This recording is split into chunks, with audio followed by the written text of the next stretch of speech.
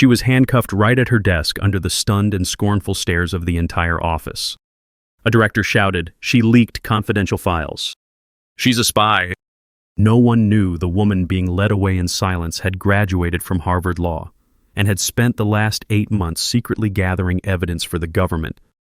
3 weeks later, she returned no longer a contract assistant, but the key witness in the biggest money laundering prosecution in the financial industry. The Manhattan skyscraper gleamed under the morning sun, its glass facade reflecting the city's restless pulse. Inside the 34th floor office of Sterling and Holt, a top-tier financial law firm, the air buzzed with ambition. Lawyers in crisp suits darted between glass-walled conference rooms, their voices sharp with legalese, while assistants typed furiously at sleek desks. Grace Miller sat at the edge of the legal department, her white blouse tucked neatly into gray slacks, her brown hair pulled into a low ponytail. Her glasses perched on her nose, catching the fluorescent light. She reviewed contracts, her pen moving steadily across pages unnoticed by the power players striding past. Her desk tucked in a corner held a single photo frame, a faded picture of her parents at a community picnic, their smiles warm. To everyone else, she was just the quiet girl who filed papers. No one suspected she was anything more. The firm's hierarchy was rigid, its culture cutthroat. Partners barked orders, associates scrambled to impress, and appearances mattered as much as results. Grace's plain outfit, no designer labels, no flashy accessories, made her a target. Her colleagues in their tailored blazers and polished shoes shot her sideways glances, their lips curling slightly. She didn't fit the mold. She didn't wear the right brands or laugh at the right jokes. But Grace didn't care about their approval. She'd been raised by parents who valued integrity over status, who taught her to move quietly but purposefully. Her Harvard law degree earned through sleepless nights and sheer grit was tucked away in a drawer at home. Here she was undercover, her eyes sharp for every slip, every whisper of corruption in the firm's billion-dollar deals. Grace's morning started early, her desk piled with contracts by 7 a.m. "Ma." She scanned each clause, her pen marking inconsistencies, her focus unbroken. But the office didn't see her diligence. They saw her plain blouse, her scuffed flats, her lack of polish. One morning, as she carried a stack of files to the boardroom, a senior associate named Claire, her blonde hair swept into a sleek updo, blocked her path. "Hey, you're Grace, right? Or is it Emily?" Claire said, her voice dripping with condescension. "Grab some coffee for the team, will you? Black, no sugar." Her manicured nails tapped her phone as she turned away, not waiting for a reply. Grace paused, her arms full of files, her expression calm. "I'll let the catering team know," she said evenly, her voice low but clear. Claire's friend, an intern in a sharp blazer, snickered. "God, she's like the secretary's assistant," he muttered loud enough for others to hear. The hallway echoed with soft laughs as Grace walked on her steps, steady, her fingers tightening briefly on the files. As Grace approached the elevator with her files, a paralegal named Jessica, her heels clicking sharply, leaned toward a colleague. "Look at her lugging those papers like a pack mule," she said, her voice carrying across the hall. "What's she even doing here? She looks like she's from some backwater office." Her friend, a junior lawyer with a flashy watch, laughed, his phone raised to snap a quick photo. "Bet she's here to fetch coffee for the real talent," he added, sparking chuckles from nearby desks. Grace's hands steadied on the files, her glasses glinting as she pressed the elevator button. "I'm delivering documents," she said, her voice calm but firm. Jessica smirked, tossing her hair. "Documents. Stick to photocopying, sweetheart." The laughter followed Grace into the elevator, the doors closing with a soft ding, her fingers brushing the edge of her blouse as she stood still. The boardroom was a fortress of glass and steel where partners sealed deals worth more than some countries' GDPs. Grace slipped in to deliver the files, her presence barely noticed. As she set them down, a director named Richard, his tie a bold shade of red, glanced up from his tablet. "Grace, or whatever your name is," he said, his voice sharp. "Make me a coffee, low sugar. The board's waiting." His colleagues, their eyes on their laptops, didn't even look up. Grace nodded, her face composed, and stepped out to the break room. She poured the coffee, her hands steady, her glasses catching the light. As she returned, the intern from earlier leaned against the doorframe, smirking. "Thought she was like the secretary of the secretary," he said to Claire, who laughed, her earrings glinting. Grace set the coffee down, her movements precise. "Anything else?" she asked, her voice calm. Richard waved her off without a glance. Just don't mess up the files, he said, sparking a chuckle from the room. Grace left her shoulders straight, her clutch tucked under her arm. Grace paused by the break room, adjusting her glasses as she scanned a memo on the bulletin board. A group of associates gathered nearby, their voices loud and mocking. One, a man named Greg with a polished briefcase, pointed at her. "Check out her outfit," he said, his voice carrying over the hum of the coffee machine. "Did she raid her mom's closet from the 90s? His friends laughed, one woman twirling her designer scarf as she joined in. "She's probably here on a temp contract," she said, her phone raised to capture Grace's plain slacks. "No way she belongs in this office." The group's laughter swelled, drawing eyes from nearby cubicles. Grace's fingers lingered on the memo, her posture steady, her glasses glinting. "I'm here to work," she said, her voice low but clear. Greg snorted, leaning closer. "Work. Stick to fetching donuts, lady." Grace turned away, her steps even, but her fingers brushed the edge of her clutch, a quiet anchor in the storm. A junior attorney named Rachel, her badge pinned neatly to her blazer, approached Grace by the break room. "Miss Miller," she said quietly, holding out a small envelope. "I found this in the training files. It's a thank you from the pro bono team you helped last year." The envelope contained a card signed by clients Grace had assisted with contract reviews. Her fingers brushed the paper, her lips curving slightly. "Thank you," she said, her voice warm. Rachel nodded, her eyes bright, and walked away. Greg, still lingering nearby, overheard his briefcase slipping slightly in his hand, his earlier smirk fading as he glanced at his friends who shifted uncomfortably. Grace's desk was her sanctuary, a small island in the chaos of the firm. She sat there now, her pen moving across a contract, her eyes scanning for errors. The document was dense, filled with clauses that hid risky loopholes. She spotted one in Clause 9. 3, a flaw that could cost the firm $40 million if signed. Her fingers paused, her breath catching slightly. She stood, smoothing her blouse, and walked to the boardroom. Knocking softly, she stepped inside. "Excuse me," she said, her voice steady. "I noticed something off in Clause 9. 3. As written, it could cause serious financial loss to our side." The lead attorney, a man named Edward with silver hair and a sharp jaw, double-checked the clause, his face paling. "Richard," the director snapped, "who told you to touch executive documents?" His voice carried drawing eyes. Grace met his gaze, her glasses glinting. "I was trained to spot things like that," she said, her tone even. Edward nodded slowly, his pen circling the clause. "She's right," he muttered. Claire, standing nearby, rolled her eyes. "Lucky guess," she whispered to the intern, who smirked. Grace turned away, her steps measured, her fingers brushing the edge of her slacks. As Grace left the boardroom, a senior partner named Victoria, her pearls gleaming under the lights, stopped her in the hallway. "You think you're clever, don't you?" she said, her voice low but venomous, drawing the attention of nearby associates. "One little catch doesn't make you one of us. Stay in your lane." Her colleagues, sipping coffee, smirked, one whispering to another, "She's probably Googling legal terms at night." The group's laughter echoed down the hall, sharp and relentless, as heads turned to watch.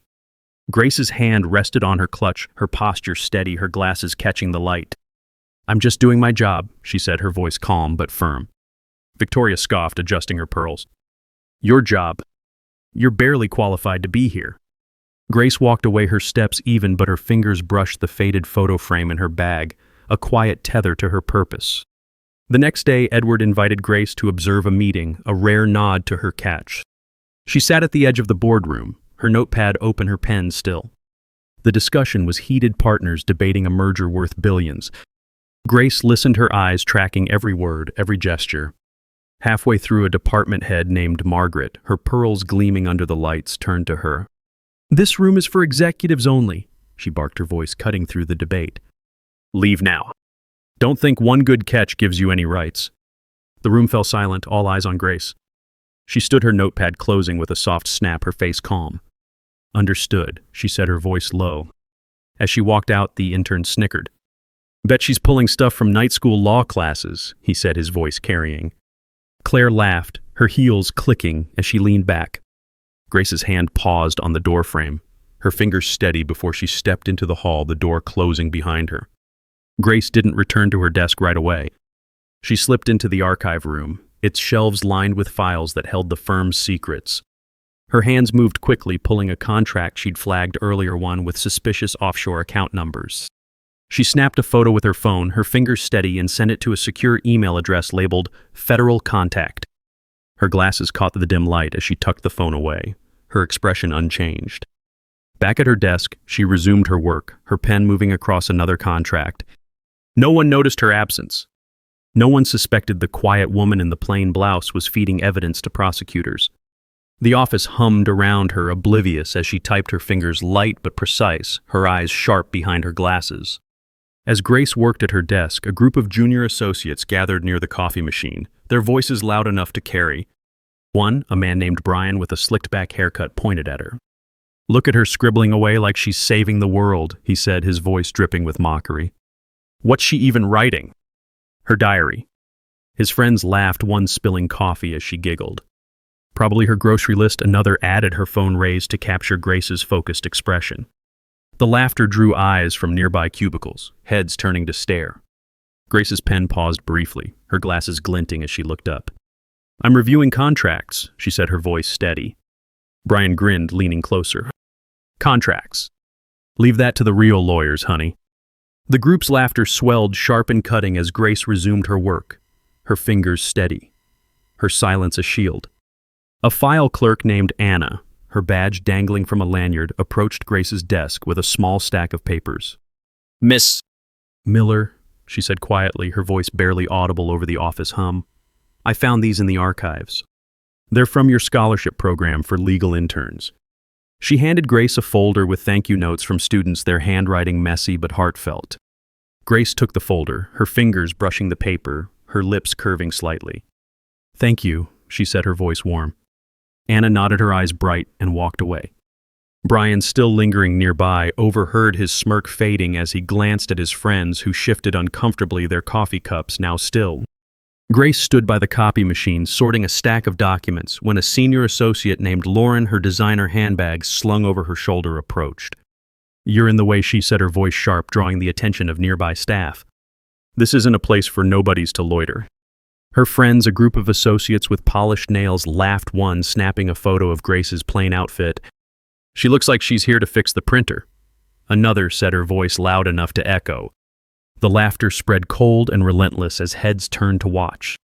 Grace's hands steadied on the documents, her glasses catching the light. "I'm finishing a task," she said, her voice calm but firm. Lauren smirked, adjusting her handbag. "Task. You're wasting everyone's time." Grace stepped aside, her posture straight, but her fingers brushed the edge of her clutch, a quiet anchor. A law librarian named Thomas, his glasses fogged from rushing, approached Grace by the copy machine. "Me." "Miller," he said, his voice low but steady, holding out a worn book. "You requested this case law last month. It helped me teach a class."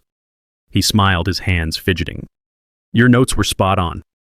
Grace took the book, her fingers brushing the cover, her expression softening. "Thank you," she said, her voice warm. Thomas nodded and hurried away, ignoring Lauren's group, who exchanged uneasy glances, their earlier laughter fading. The following morning, the office was quieter than usual, the air heavy with tension. Grace sat at her desk, reviewing another contract, when 3 police officers stormed into the legal department. Their badges gleamed under the fluorescence, their steps heavy on the carpet. A director named Paul, his face flushed with anger, pointed at Grace. "Her," he shouted, his voice echoing across the floor. "She hacked our system and leaked internal files." The officers approached, their handcuffs clinking. Grace stood, her hands still, her glasses catching the light. "I haven't hacked anything," she said, her voice calm but firm. The officers didn't pause, cuffing her wrists, as the entire office watched. A co-worker named Sarah, her phone already out, laughed. "Brilliant girl, turned out to be a discount spy," she said, snapping a photo. The laughter spread sharp and cold as Grace was led through the 34th floor lobby, her head high, her steps steady. The lobby was a gauntlet of stares and whispers. Associates paused mid-conversation, their coffee cups frozen in their hands. Partners leaned out of their offices, their eyes narrow. Sarah's photo was already circulating, her caption on X reading, "Caught red-handed at Sterling and Holt." Who knew the quiet girl was a traitor? Grace's flats clicked softly on the marble floor, her clutch tucked under her arm, her face composed. Claire stood by the elevators, her smirk wide. Guess she thought she could play with the big dogs, she said, her voice carrying. The intern beside her laughed, his phone raised. Night school didn't teach her this, he added, sparking more chuckles. Grace didn't respond, her gaze fixed ahead, her silence louder than their taunts. As Grace was led toward the elevators, a junior paralegal named Miguel, his tie slightly askew, approached an officer quietly. Sir, I saw Ms. Miller's work on the merger files, he said, his voice low but steady. She flagged errors no one else caught. She's not a spy. The officer nodded, taking a note, but didn't stop the escort. Grace's eyes met Miguel's for a moment, her expression softening slightly, her glasses glinting. Thank you, she said, her voice barely audible. Miguel stepped back, his hands fidgeting as Claire rolled her eyes nearby. What a hero, she muttered, her voice dripping with sarcasm. Grace kept walking, her cuffed hands steady, her silence carrying a weight the room couldn't ignore. Before we go on, let's take a second.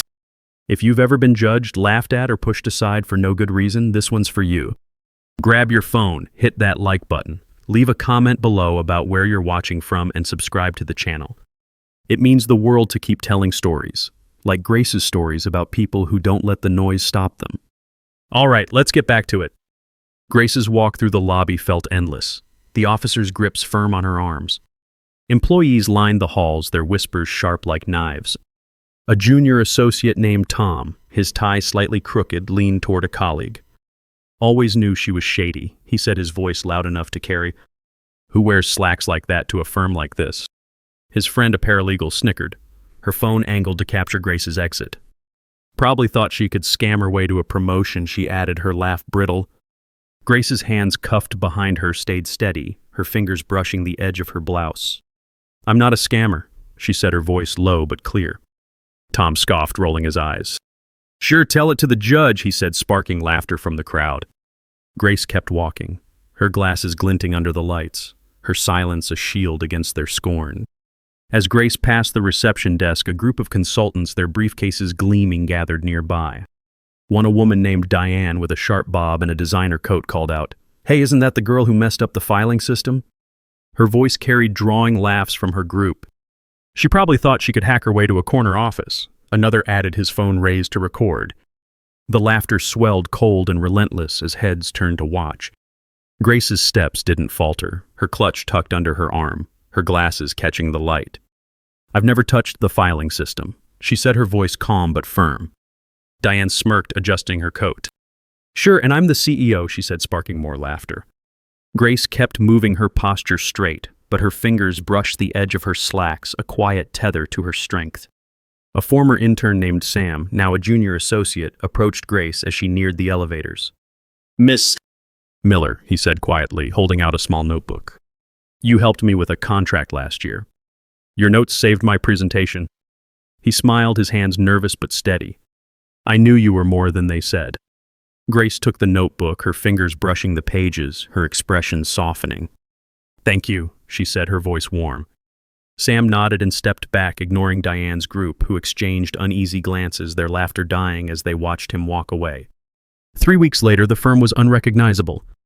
Federal agents swarmed the 34th floor, their jackets marked FBI in bold letters. Employees stood frozen, their laptops open, their faces pale. 5 senior executives, Richard, Margaret, Paul, and 2 others, were led out in handcuffs, their ties askew, their voices silent. Grace stepped out of a black SUV parked outside, no longer in her white blouse and slacks. She wore a sharp black suit, her glasses replaced by contacts, her hair loose. A badge clipped to her belt read Witness Protection, Federal Partner. An officer named Agent Carter, his voice steady, called out to the crowd. Thanks to Mrs. Miller, we now have all the evidence we've been building for the last 2 years. The employees stared, their whispers dying, their phones lowering.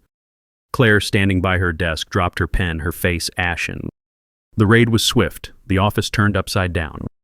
Agents seized computers, rifled through files, and taped off conference rooms. Grace stood near the reception desk, her arms crossed, her expression calm. Paul, his hands cuffed, glared at her as he was led past. You were just a damn assistant. He spat, his voice shaking. Grace met his gaze, her eyes steady. I was never just anything, she said, her voice low but cutting. The words landed like a slap, silencing the room. Sarah, her phone still in hand, stared at the floor, her earlier laughter gone. The intern, his blazer now wrinkled, muttered to himself, his face red. Grace didn't linger, her steps measured as she followed Agent Carter to the elevator, her badge catching the light. As the agents continued their sweep, a retired attorney named Harold, his suit slightly worn, approached Grace near the reception desk. Miller, he said, his voice gravelly but warm, holding out a small card. I trained you at Harvard. I knew you were special then. He smiled, his eyes crinkling. You've done what I never could. Grace took the card, her fingers steady, her expression softening. Thank you, she said, her voice quiet but firm. Harold nodded and walked away, ignoring Paul's glare. Sarah nearby overheard her phone slipping into her pocket, her earlier smirk gone. Grace stood by a window watching the agents work when a group of analysts gathered nearby. One, a man named Kevin with a loud tie, pointed at her. She's the one who brought this mess on us, he said, his voice carrying across the floor. What kind of idiot thinks they can sneak around a firm like this? His friends laughed, one snapping a photo of Grace's silhouette against the glass. She's probably some wannabe detective, another added, her voice sharp with scorn. The laughter drew eyes cold and relentless. Grace's hand rested on her badge, her posture steady, her eyes fixed on the city below. I'm just here to finish my work, she said, her voice calm but firm. Kevin scoffed, adjusting his tie. Finish. You've ruined everything. Grace turned away, her steps even, but her fingers brushed the edge of her suit jacket, a quiet anchor. A compliance officer named Emily, her glasses perched on her nose, approached Grace by the window. Miller, she said quietly, holding out a folder. Your audit notes helped us catch a discrepancy last quarter. We didn't know it was you. She smiled, her hands steady. You're why we're cleaning this place up. Grace took the folder, her fingers brushing the paper, her lips curving slightly. Thank you, she said, her voice warm. Emily nodded and walked away, ignoring Kevin's group, who exchanged uneasy glances, their earlier laughter fading. The fallout hit hard.